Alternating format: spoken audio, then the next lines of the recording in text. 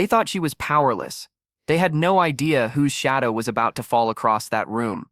And when the clippers touched her scalp, fate stepped into the doorway. The barracks bathroom was supposed to be bright, ordinary, harmless under the midday sun. But the moment the three recruits cornered Private Liana Ward, that sunlight felt cold.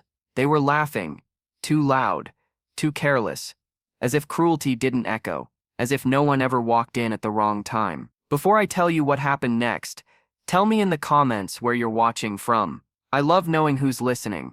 The confrontation exploded fast.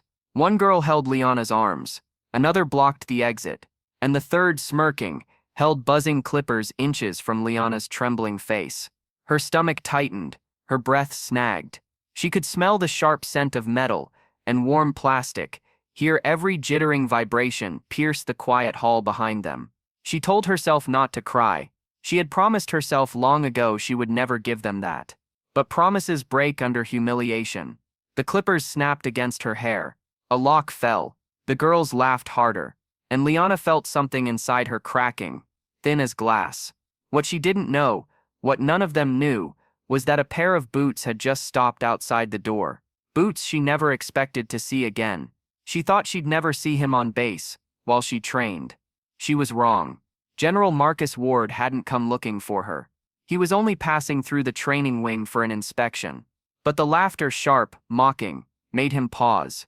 He felt the air shift, as if the sunlight itself recoiled. He opened the door, and the world froze. The recruits stiffened, their mouths half open, the clippers still buzzing in midair. Liana's eyes widened, panic flashing into shame, and the general, dust on his shoulders, from the parade ground, hands still warm from the sun outside, took in the scene with a single heavy breath. No shouting, no explosion, just a silence, so thick the corridor outside seemed to hold its breath. "Step away from her," he said quietly. Quiet was worse than rage. The recruits scrambled back, pale and shaking. A few soldiers passing by peeked in, murmuring, sensing the shift, the strange tension that moves through a crowd right before justice arrives. The general walked forward slowly, boots echoing in the tiled room. He took the clippers from the girl's hand.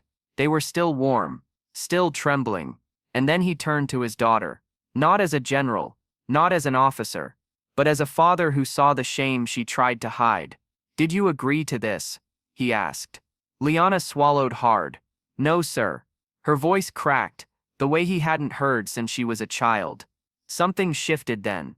Not anger, not vengeance. Something deeper. Something that made the other soldiers straighten, as if witnessing a private storm forming behind his calm expression. He faced the recruits. "You think strength means humiliating someone," he said, voice still steady. "You think leadership grows from cruelty.